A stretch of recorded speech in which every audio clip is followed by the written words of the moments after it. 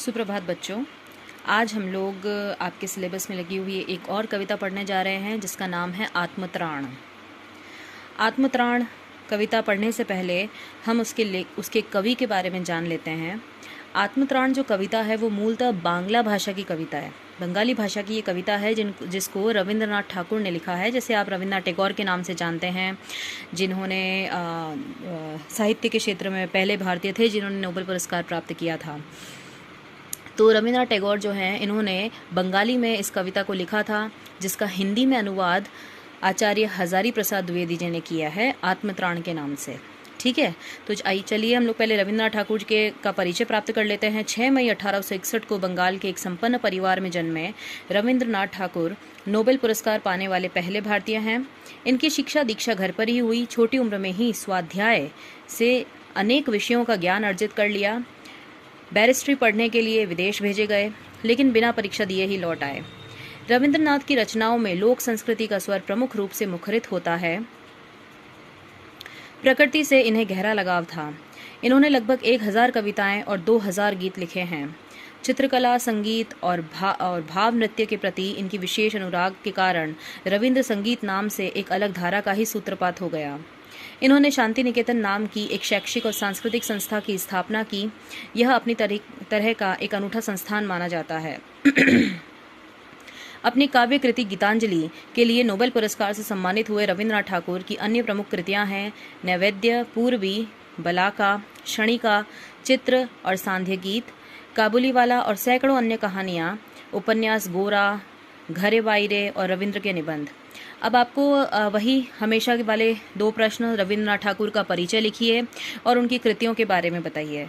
तो और इसके अलावा आपको 1-2 नोट में आप 2-3 लाइनें कर सकते हैं कि ये नोबेल पुरस्कार पाने वाले पहले भारतीय हैं। एक तो ये चीज़ इंपॉर्टेंट है। एक इनको किस कृति के लिए नोबेल पुरस्कार मिला था, गीतांजलि के लिए नोबेल पुरस्कार मिला था इन्हें। ठीक है, बाकी कृतियाँ और इनका जीवन परिचय से आप 2 क्वेश्चन बनाएंगे। अब हम लोग देखते हैं आत्मत्राण। आत्मत्राण आखिरकार है क्या? देखो, कवि का ये मानना है कि ईश्वर ने हमें हर तरीके से सक्षम बनाया है। मनुष्य जो है वो ईश्वर की अलौकिक कृति है। क्यों है वो पशुओं से, पेड़ पौधों से अलग क्यों है? क्यों वो सर्वश्रेष्ठ कृति है ईश्वर की? क्योंकि मनुष्य के पास में दिमाग है, सोचने समझने की शक्ति है, सब कुछ करने का सामर्थ्य है। मनुष्य सब चाहे अगर तो वह सब कुछ कर सकता है। ये ईश्वर ने उसके अंदर शक्ति भरी है, पहले से ही भरी है। ठीक है, जिस प्रकार आपको पता है कि आपको अगर किसी घोड़े को पानी पिलाना है तो आप उसे जबरदस्ती तालाब के किनारे तक ले जा सकते हो, लेकिन पानी पीना या ना पीना वो घोड़े की इच्छा पर निर्भर करता है। उसी प्रकार अगर कोई तैरना चाहता है तो अगर वो वाकई में तैरना चाहता है तो आप उसकी सहायता कर सकते हो, उसे तालाब तक ले जा करके उसके आसपास खड़े होकर के, ताकि वो डूबने का उसे डर ना रहे। लेकिन उसे हाथ पैर तो खुद ही चलाने पड़ेंगे। ठीक है, ठीक उसी प्रकार आप एग्जाम देने जाते हो, आप बड़ों का आशीर्वाद लेके जाते हो, भगवान के आगे हाथ जोड़कर जाते हो। ठीक है ना, सबका आशीष आपके साथ रहता है, आपके गुरुजनों का आशीष आपके साथ रहता है, लेकिन परीक्षा में उत्तर तो आखिर आप ही को लिखना है।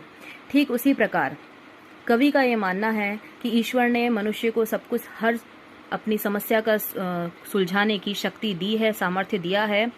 तो हम ईश्वर के आगे गिड़गड़ाएं क्यों कि हमारी ये समस्या दूर कर दो, हमारी ये समस्या दूर कर दो? नहीं, आप ईश्वर से ये प्रार्थना कीजिए कि हे ईश्वर, हमें हारने मत देना, हमारा आत्मविश्वास, हमारा आत्मबल क्षीण मत पड़ने देना, इस समस्या को तो हम सुलझा ही लेंगे। ऐसी भावना लेकर के ये कविता जो है आपके सामने प्रस्तुत हुई है। एक चीज़ आप ध्यान रख लीजिएगा कि रविंद्रनाथ ठाकुर की ये कविता मूलतः बांग्ला में लिखी गई थी, हिंदी में अनुवाद आचार्य हजारी प्रसाद द्विवेदी जी ने किया है। ठीक है, चलिए अब आते हैं हम लोग कविता आत्मत्राण पर। त्राण, देखो, आत्म मतलब स्वयं और त्राण का अर्थ होता है रक्षा। ठीक है, बचाव या रक्षा। तो कविता का नाम है आत्मरक्षा। सबसे पहले इसका वाचन करते हैं, आप भी मेरे साथ साथ गाइएगा। विपदाओं से मुझे बचाओ, यह मेरी प्रार्थना नहीं, केवल इतना हो करुणामय, कभी न विपदा में पाऊं भय। दुख ताप से व्यथित चित्त को न दो, सांत्वना नहीं सही, पर इतना होवे करुणामय, दुख को मैं कर सकूं सदा जय। कोई कहीं सहायक न मिले तो अपना बल पौरुष न हिले। हानि उठानी पड़े जगत में, लाभ अगर वंचना रही, तो भी मन में ना मानु शय। मेरा त्राण करो अनुदित, तुम यह मेरी प्रार्थना नहीं। बस इतना होवे करुणामय, तरने की हो शक्ति अनामय। मेरा भार अगर लघु करके, न दो सांत्वना नहीं सही। केवल इतना रखना अनुनय, वहन कर सकूं इसको निर्भय। नत शिर होकर सुख के दिन में, तब मुख पहचानूं छिन छिन में। दुख रात्रि में करे वंचना, मेरी जिस दिन निखिल मही। उस दिन ऐसा हो करुणामय, तुम पर करूं नहीं कुछ संशय। ठीक है, अब देखो कवि ईश्वर से यहाँ करुणामय, करुणा से परिपूरित किसे कहा गया है? यहाँ करुणामय ईश्वर को कहा गया है, ईश्वर का ही पर्यायवाची है। कवि ईश्वर से ये कह रहे हैं कि विपदाओं से, आपदाओं से, मुसीबतों से, बाधाओं से मुझे बचाओ। ये मेरी प्रार्थना नहीं है। हे ईश्वर, मैं आपसे ये प्रार्थना नहीं कर रहा कि आप मुझे बाधाओं से, मुसीबतों से, विपदाओं से, आपदाओं से मुझे बचाओ। केवल इतना हो करुणामय, बस केवल इतना सा कर देना कि कभी ना विपदा में पाऊं भय। बस मैं आपसे ये प्रार्थना नहीं कर रहा हूँ कि आप मुझे बाधाओं से बचाओ, लेकिन बस इतना सा कर देना कि कभी जो बाधा, कभी विपदा मेरे सामने आए ना, तो मैं डरूं नहीं, कभी ना पाऊं भय, मतलब मुझ में भय का संचार ना हो, मैं उन बाधाओं को देख के घबरा ना जाऊं, डर ना जाऊं। दुख ताप से व्यथित चित्त को ना दो, सांत्वना नहीं सही। अब क्या कह रहे हैं कवि आगे कि दुख ताप, दुख रूपी ताप से, दुख रूपी बुखार से, दुख रूपी ज्वर से व्यथित, परेशान चित्त को यानी मन को न दो सांत्वना, सांत्वना मत दो, मुझे धीरज मत बनाओ, मुझे ढांढस मत दो, ना सही। पर इतना हो करुणामय, पर इतना हो करुणामय कि दुख को मैं कर सकूं सदा जय। कि आप मुझे मेरी विपदाओं में, दुख ताप में, मुझे जब परेशानी हो, मैं जब दुखी हूँ, तो मुझे सांत्वना मत देना, लेकिन बस इतना ज़रूर करना है ईश्वर कि दुख को मैं कर सकूं सदा जय, कि मैं इस दुख को पराजित कर सकूं, इस पर विजय पा सकूं, इतनी शक्ति आप मुझे अवश्य देना। कोई कहीं सहायक न मिले, कोई सहायक न मिले तो अपना बल पौरुष न हिले। हानि उठानी पड़े जगत में, लाभ अगर वंचना रही। देखो आगे वो कवि कह रहे हैं, पर हमें कोई सारी बाधाओं में मदद करने वाला, सहायक अगर मिलता तो भले कोई परेशानी नहीं। अगर आपसे कोई की सहारा वाला, कोई करने वाला सहारा मिले ना, तो मेरा विश्वास है उसको आप हिलने मत देना, उसको डगडगना। हाँ उठाड़े जगत में, इस सार में मुझे एक करके हाथ उठानी हो रहा, और उसे को कई रूप में, मतलब जो है मुझे ये वंचना, वंचना का अर्थ होता है बेटा धोखा, छल कपट, छल कपट को बोलते हैं वंचना। ठीक है, मैं मुझे ऐसा करना मतलब जिसे रूप में, प्रॉफिट के रूप में मुझे मिले कपट मिले, और मुझे हानि उठानी पड़े, मुझे नुकसान उठाना पड़े, तो हे ईश्वर आप मुझे वरदान हो ऐसा मेरे मन को कि मैं अपने विनाश न मानूं। क्या मतलब है? विश। ठीक है, कब कह रहे हैं कि अगर साथ ऐसी परिस्थिति कि मुझे नुकसान होगा, मेरे साथ हो गया, ऐसा हो गया, तो भी मैं अपने मन में अपने आप को हारा हुआ ना मानूं, आपको पराजित ना मानूं। मैं ये नहीं मानूं कि मेरा विनाश हो चुका है, मेरा क्षय हो चुका है। मेरा त्राण करो अनुतम, यह मेरी प्रार्थना, बस इतना होवे करुणामय, तरने की हो शक्ति अनामय। देखो अब आगे वो कह रहे हैं कि हे करुणामय ईश्वर, मेरा त्राण करो। त्राण मतलब रक्षा, मैंने आपको ऊपर ही बता दिया था कि त्राण मतलब होता है रक्षा।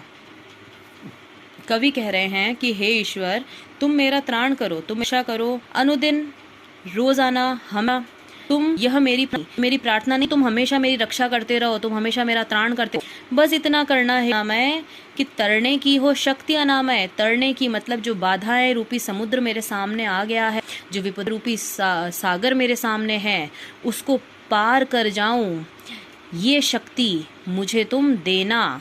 अनामय, अनामय मतलब होता है, देखो अन प्लस आमय, अनामय मतलब होता है स्वस्थ, रोग मुक्त, है ना, रोग ग्रसित नहीं होना। मतलब आप मुझे स्वस्थ शरीर और स्वस्थ मस्तिष्क देना, ऐसी शक्ति देना कि मैं बाधा रूपी सागर को भी तर जाऊं, पार कर जाऊं। मेरा भार अगर लघु करके न दो सांत्वना नहीं सही, केवल इतना रखना अनुनय, वहन कर सकूं इसको निर्भय। अब देखो किसको वहन करने की बात कर रहा है कवि।